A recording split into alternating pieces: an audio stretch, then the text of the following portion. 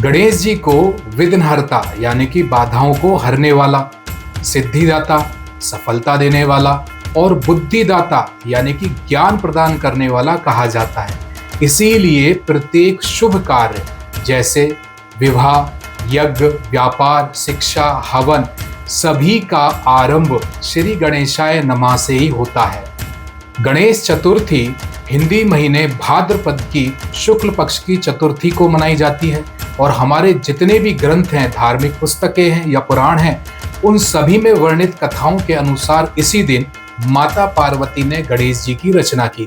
लोकमान्य बाल गंगाधर तिलक ने अंग्रेजों के समय में इसी गणेश चतुर्थी को और गणेश मूर्ति स्थापना को सार्वजनिक पर्व बना दिया था, ताकि सभी लोग एकजुट होकर के अपने समाज और राष्ट्र की उन्नति कर सके। इसलिए मात्र एक धार्मिक पर्व नहीं है, बल्कि यह हमारी सामाजिक एकता और शक्ति का भी प्रतीक है। नमस्कार, मैं हूं बेअंत सिंह चौधरी और आप देख रहे हैं द एक्सपोजर। आज गंगापुर सिटी में बड़े ही भव्य तरीके से गणेश जी की मूर्ति स्थापना की गई। इससे पहले गंगापुर सिटी के विभिन्न मार्गों से महिलाओं ने अपने सर पर उस पवित्र कलश को रख करके कलश यात्रा में हिस्सा लिया। स्क्रीन पर चल रही इन तस्वीरों से, इन वीडियो से आप देख सकते हैं कि महिलाओं में कितना भाव है इस यात्रा के लिए। द एक्सपोजर भी ऐसे विचारों की सराहना करता है जिससे हमारे शहर में या हमारे शहर के लोगों में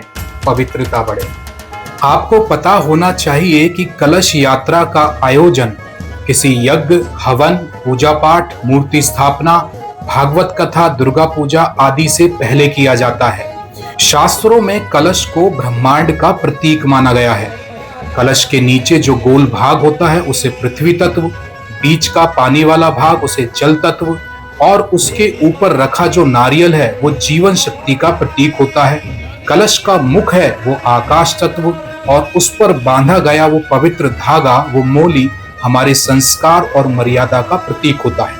ऐसा शास्त्रों में कहा भी गया है कि कलशः स्थापनम पुण्यम सर्वदेव समावहम, अर्थात कलश में सभी देवताओं का वास माना जाता है।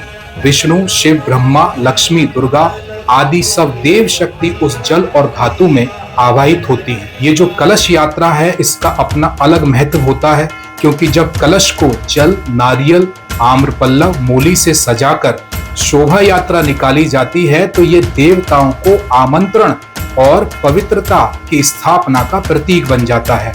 अर्थात ये दर्शाता है कि हम अब इस स्थान को देवमय बना रहे हैं। यहाँ से शुभ कार्य की शुरुआत होगी। गांव, नगर में जो कलश यात्रा है उससे एकता, भक्ति और पवित्र वातावरण बनता है।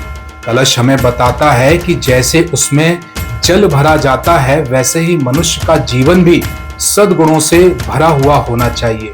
नारियल का कठोर खोल और मीठा जल भी हमें कुछ सिखाता है। वो सिखाता है कि बाहर से चाहे कितने भी कठोर दिखें पर भीतर से निर्मल और मधुर रहना चाहिए।